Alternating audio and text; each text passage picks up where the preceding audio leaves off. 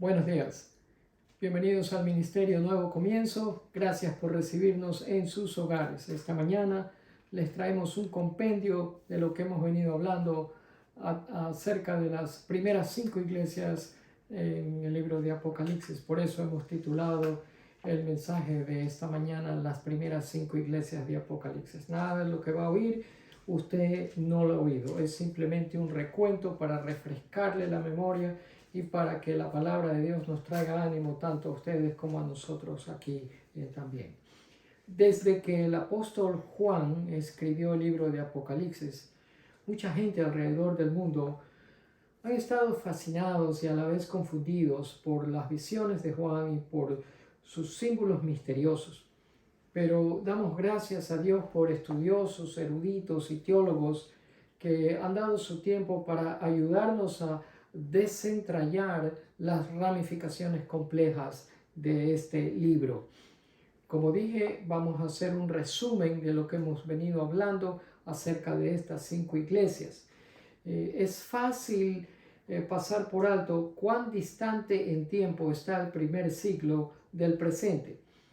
Imagínense la cantidad de detalles que el apóstol Juan tenía que juntar para poder comunicarlos. Y todo eso hace que el trabajo del apóstol Juan sea fascinante para la gente de nuestra generación. El poner en pergamino visiones increíbles y hacerlo en palabras difíciles de entender, no solamente para la generación de Juan, sino para nosotros en el siglo XXI.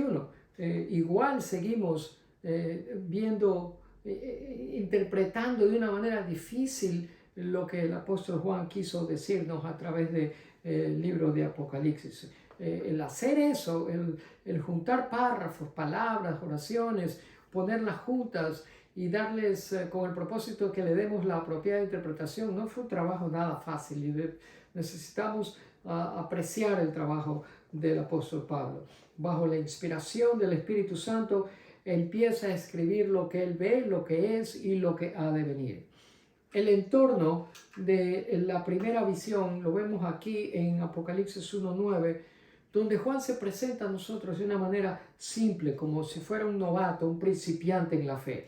Por eso dice, yo soy Juan, eso es todo, soy Juan. Una presentación sin ninguna fanfarronería, con ninguna intención de querer impresionar a nadie con su autoridad de apóstol de Jesucristo. Y él dice, soy hermano de ustedes. Y luego añade, soy compañero. La palabra compañero es copartícipe.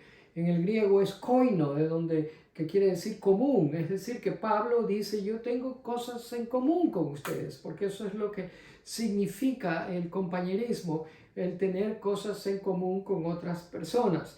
Y manifiesta ese compañerismo en 3 áreas. Dice, soy compañero de ustedes, tenemos en común ustedes y yo, que somos personas que sufrimos. Soy compañero de ustedes en el reino de Dios también, tenemos eso en común y tenemos también en común la paciente perseverancia a la que Jesús nos llama. El apóstol Pablo continúa en la segunda parte del versículo 9 y dice, ¿de dónde escribe el libro de Apocalipsis? ¿Dónde se encontraba él cuando escribió este libro? Y dice que me exiliaron a la isla de Patmos.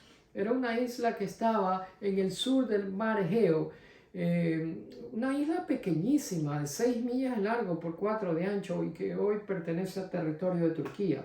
Ahora, la razón por la que estaba allí, ¿cuál cree usted que es? Bueno, ahí lo dice, no hay razón para especular. Dice, estoy aquí por predicar la palabra de Dios y por mi testimonio acerca de Jesucristo.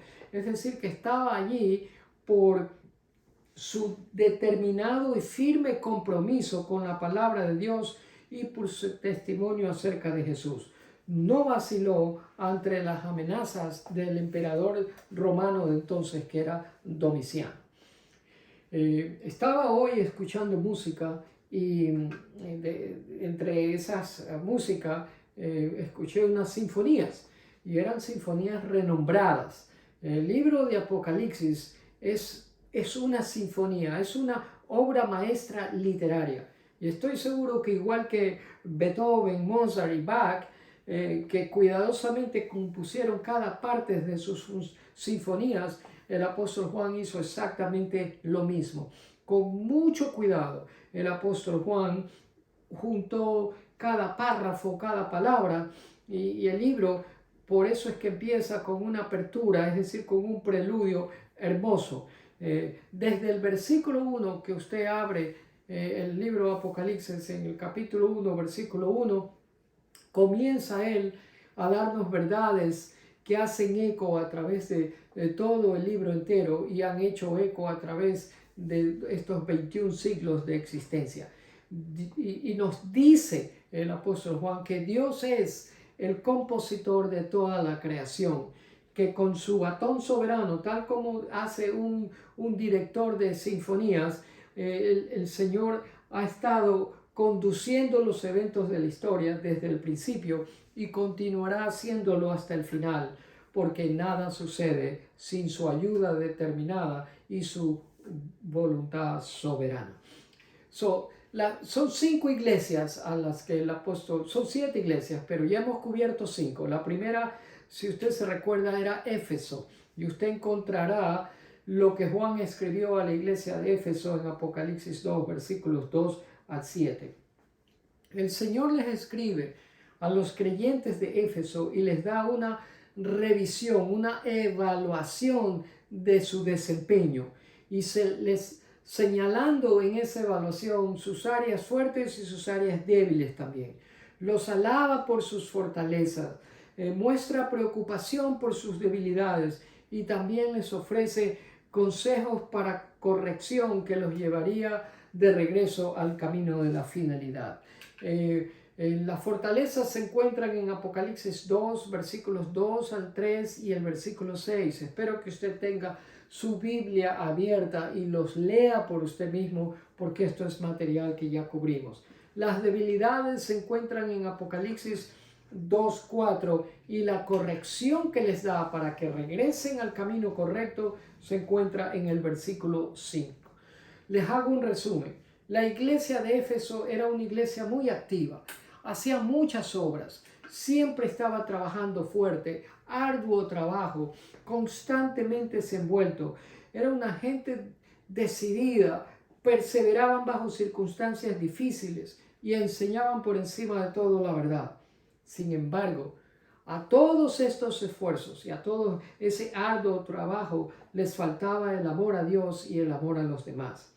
Y debido a que dejaron fuera este ingrediente esencial, la salud espiritual de ellos peligraba y corría un alto riesgo. Por eso es que el Señor a través del apóstol Juan les escribe. Ahora, el asunto es, ¿qué significa esto para nosotros 21 siglos después? ¿Qué nos dice? ¿Cómo traemos al contexto contemporáneo lo que Juan les escribe a los creyentes de la iglesia de Éfeso para que nosotros nos lo apliquemos también? Porque de lo contrario es simplemente un libro de historia de algo que sucedió hace 21 siglos y que no nos toca a nosotros de ninguna manera. Pero ese no es el caso. Nosotros tenemos que extraer las lecciones también. Y una de ellas es que lo que vemos es la necesidad de amar. Nuestra vida debe ser marcada por esa sazón, la sazón del amor. ¿Por qué? Por 2 razones.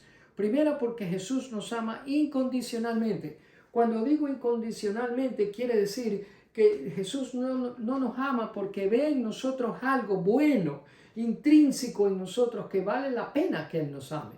Dios nos ama sin condiciones. Dios nos ama con un amor que usted no puede comprarlo, ganarlo y tampoco perderlo. Dios nunca lo va a amar más de lo que ya le ama, ni nunca lo va a amar menos de lo que le ama. Usted no puede perder el amor de Dios. Si usted ha llegado al conocimiento de Jesús, usted es su hijo amado, usted es su especial tesoro, usted es un real sacerdocio delante de los ojos del Señor y Él nunca dejará de amarlo. Segundo, Jesús nos llama tiernamente, no nos llama como un como un Dios bravo que está airado cuando nosotros fallamos. No es como que nos está vigilando para el primer momento en que hagamos algo incorrecto caernos encima. Ese no es el Dios a quien nosotros servimos. Lo que pasa es que tenemos que escuchar su voz, y para escuchar su voz tenemos que sensibilizar nuestro espíritu también, y tenemos que ir a su encuentro. De lo contrario, si no tenemos un encuentro con Él, su Dios va a ser imperceptible para nosotros. Eso es lo que le dice a Éfeso. Y luego viene Esmirna. Abra sus Biblias, Apocalipsis 2, del 8 al 11. No tiene ninguna recriminación para los creyentes de Esmirna. El Señor se duele por Esmirna. El corazón del Señor Jesús se parte al ver a los creyentes de esta iglesia, porque estaban pasando por un sufrimiento tal del cual usted y yo no podemos tener idea. Era sufrimiento tras sufrimiento y con mucho dolor. Por eso es que el Señor Jesús se abstiene de llamarles la atención, y en vez de ello tiene palabras de consuelo y esperanza. Cuando usted está pasando por un sufrimiento o un dolor, usted no quiere oír palabras recriminatorias ni acusadoras. Usted quiere oír palabras de ánimo, usted quiere oír palabras de esperanza. Y eso es lo que precisamente el Señor Jesús les da. Y les dice en el versículo 2:9, yo sé de tu sufrimiento, yo sé de tu pobreza, pero en medio de esa pobreza tú eres rico. Esta gente era rica espiritualmente porque amaban al Señor Jesús y le eran fiel. Jesús los veía como ricos. Y si Jesús los consideraba ricos, entonces eran ricos, porque nuestra estimación de nosotros mismos es menos importante que la estimación que Dios tiene de nosotros. No importa delante de los ojos de Dios cómo nosotros nos veamos a nosotros mismos. Lo importante es cómo Dios nos ve a nosotros. Y mucho de este sufrimiento que los creyentes de Esmirna estaban pasando era debido a nuestro enemigo espiritual, el diablo. Él era el causante de mucho de este sufrimiento y lo continúa siendo ahora en el siglo XXI. Gran parte del sufrimiento que usted oye, ve a su alrededor y en diferentes partes del mundo es debido precisamente a nuestro enemigo espiritual. Hace un par de noches un avión de American Airlines chocó con un helicóptero militar y murieron todos los que iban tanto en el helicóptero como en el avión. Imagínese usted el sufrimiento, la pena, el dolor desgarrador de todos los familiares de las víctimas de ese accidente de aviación hace 2 noches en este país, cerca de la capital, en Washington. Esas son cosas que nuestro enemigo espiritual es el responsable de tanto sufrimiento en el mundo. Así que, ¿qué vemos aquí entonces para nosotros? ¿Qué podemos sacar de enseñanza, de lección para nosotros? Mis amados, lo que les puedo decir es que el Señor conoce cada detalle de nuestras circunstancias. Y no importa cuáles sean las circunstancias suyas o las circunstancias mías, el Señor las conoce todo y al detalle. En segundo lugar, si la situación no mejora inmediatamente, no tenga miedo. Al final del día, el Señor nos sacará adelante y no importa cuánto tiempo tome en hacerlo. Continúe siendo fiel al Señor como los creyentes de la iglesia de Esmirna, que aún a pesar de sufrimiento y de dolor y de circunstancias adversas que no se solucionaban inmediatamente, de persecución política que no cesaba inmediatamente, permanecieron firmes en el Señor, en las enseñanzas doctrinales de los apóstoles y fueron fieles al nombre del Señor y nunca lo negaron. Usted y yo podemos hacer lo mismo y aprender de estos creyentes. Pasemos a la iglesia de Pérgamo. Vaya a Apocalipsis 2, versículos del 2 al 17. El Señor Jesús los elogia con palabras de afirmación. ¿Por qué? Porque no negaron al Señor. Y esa era una de las fortalezas de ellos.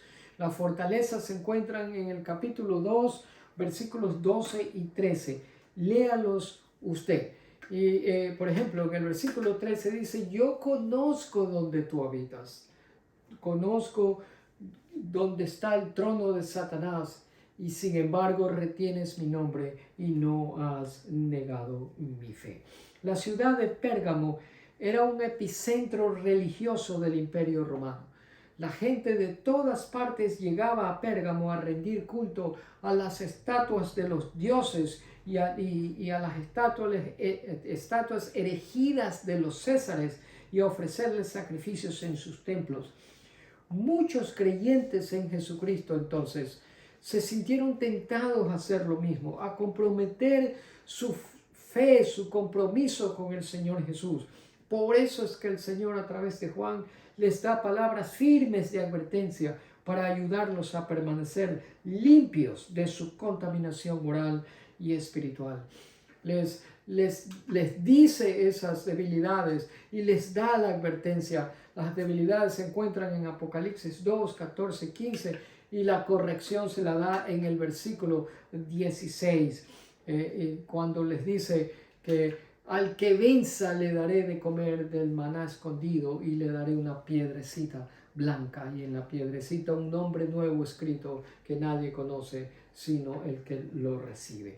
Estas son promesas que vienen junto con el ánimo y la corrección que les ofrece el Señor Jesús. La pregunta sigue siendo, ¿qué vemos aquí para usted y para mí? ¿Qué vemos aquí para nosotros en el siglo XXI? ¿Qué podemos extraer de estas palabras dirigidas por el apóstol Pablo a los creyentes de Pérgamo? Pues, mis amados, él les advirtió que se mantengan firmes y libres de contaminación moral y espiritual, y es el deseo central de Dios en el siglo XXI para usted y para mí, que nosotros seamos santos y que nos mantengamos libres de contaminación en un mundo tan sucio en el cual nosotros nos desenvolvemos. Tenemos que ser santos, dice la palabra, porque Él es santo. Él es apartado, único y distinto, y quiere que sus fieles sean a sí mismo, apartados, únicos y distintos. Por lo tanto, no comprometamos nuestros valores ni convicciones. La cuarta iglesia es Tiatira, en Apocalipsis 2, del 18 al 19. Era una iglesia que el Señor Jesús la elogia por sus fortalezas, que eran su amor, su fe, su trabajo arduo, su perseverancia, y todas esas cosas eran fortalezas en el versículo 19. Yo conozco tus obras, tu amor, tu fidelidad, tu servicio, tu perseverancia, y que tus últimas obras son mejores que las primeras. Tiatira, a diferencia de las otras iglesias, no era una ciudad tan impresionante, pero igual la gente llegaba a esta ciudad atraída por la variedad de textiles, cueros y metales preciosos. El Señor Jesús los elogia por esas obras. Luego muestra preocupación porque había ahí una mujer que los estaba desviando de la enseñanza de la buena doctrina, y al mismo tiempo les ofrece una corrección y les dice que sean fieles hasta su venida, y les da esa corrección junto con recompensas, igual que se las dio a la iglesia de Pérgamo. ¿Qué vemos aquí para nosotros? ¿Qué vemos para usted y para mí? Que podemos sacar en conclusión de las palabras del apóstol Juan a la iglesia de Tiatira. Mis amados, no seamos ingenuos, no nos dejemos desviar por falsas enseñanzas. Estemos alerta, estemos vigilantes, conozcamos la palabra, conozcamos la verdad, conozcamos las promesas de Dios. Confesemos nuestros pecados cuando hayamos tenido un retroceso en nuestro caminar con Dios, y demos ánimo a aquellos que han sido desviados de la fe verdadera y que están en busca y en necesidad de encontrar dirección para regresar al Señor Jesús. La última iglesia es Sardis. Sardis se encuentra en Apocalipsis 3 del 1 al 6. Las debilidades las dice en el primer capítulo, en el primer versículo. No menciona ninguna fortaleza, porque Sardis no tenía ninguna. Era una iglesia muerta, aparentaba estar viva, pero la realidad es que estaba muerta. Por siglos la ciudad de Sardis se había destacado como una de las más vibrantes en la región. Y debido a su ubicación geográfica, comerciantes de todas partes llegaban a Sardis. Después de un terremoto devastador que destruyó gran parte de la ciudad, la preeminencia, la importancia de Sardis empezó a decaer. Y para el tiempo en que el apóstol Juan les escribe, la ciudad vivía en el pasado, de glorias pasadas, de hazañas pasadas, vivía en el pasado y había perdido el enfoque en el futuro.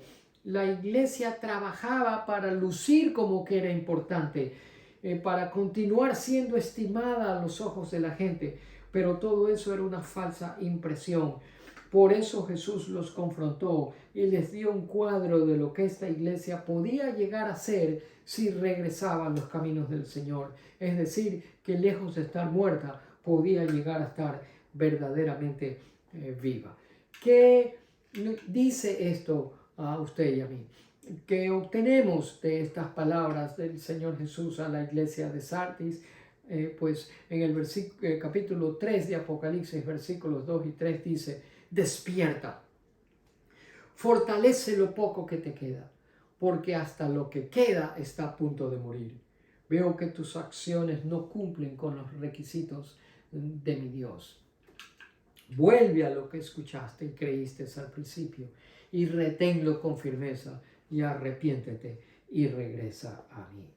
Mis amados, y eso es lo que necesitamos hacer.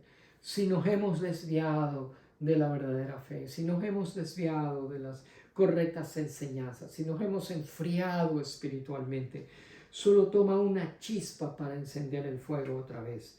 Permanezca despierto, permanezca vibrante, permanezca informado, permanezca alerta y continúe dependiendo del Señor Jesucristo en todo lo que haga, todos los días de su vida y a cada momento de cada día. Espero que usted haya recibido este corto resumen y que a lo largo de la semana medite en estas palabras y que extraiga y se aplique lo que a usted le hace falta para la gloria de Dios. Incline su rostro para orar. Padre, admito que no estoy en control de mi vida. Miro alrededor y veo mucho dolor, sufrimiento, enfermedad y muerte. Danos esperanza mientras meditamos en este libro. Recuérdanos que tú, Señor Jesucristo, eres el Señor y el Rey de la creación. Confieso que en ocasiones no te he amado a ti y a otros de la manera que me has llamado a hacerlo, y te pido que me ayudes. Padre, encuentro ánimo en la verdad que tu Hijo Jesucristo ha vencido a Satanás, al pecado y a la muerte. Y a pesar de que siento los efectos de todas esas cosas, confío en que un día nos darás la victoria total y completa para vencerlos. Padre, como miembro de tu iglesia, quiero permanecer fiel a ti, sin importar qué suceda. Manténnos puros, purifícanos diariamente. Camina con nosotros, Espíritu de Dios, y redargúyenos. Ayúdanos, Padre, a que el resto de nuestros días traigan gloria a tu nombre. Señor, permite que todos nuestros familiares a lo largo de esta semana meditemos profundamente en ti y que la sangre de Jesús los cubra a ellos y a nosotros, desde el más pequeño hasta el mayor. Traemos delante tuyo todos nuestros desafíos y nuestras circunstancias adversas y pedimos tu asistencia, tu ayuda, tu misericordia y tu compasión. Sin ti no podemos hacer nada. De ti dependemos en todo momento y a lo largo de cada momento de cada día. Gracias por escucharnos, por sustentarnos, por darnos ánimo, Gracias por no ignorarnos ni rechazarnos. Gracias por amarnos con ese amor incondicional tuyo. Te exaltamos en esta mañana. Te damos toda la honra y el honor a ti, porque solamente tú lo mereces. En el nombre de Jesús oramos. Bendito sea tu nombre. Amén. Amén y amén. Gracias una vez más. Comparte el enlace. Estamos contando con usted para que la palabra de Dios se divulgue a amistades, compañeros de trabajo y familiares. Con la gracia de Dios, esperamos estar con ustedes la siguiente semana. Mi esposa y yo los saludamos. Que tengan ustedes una semana de ricas bendiciones. Dios los bendiga.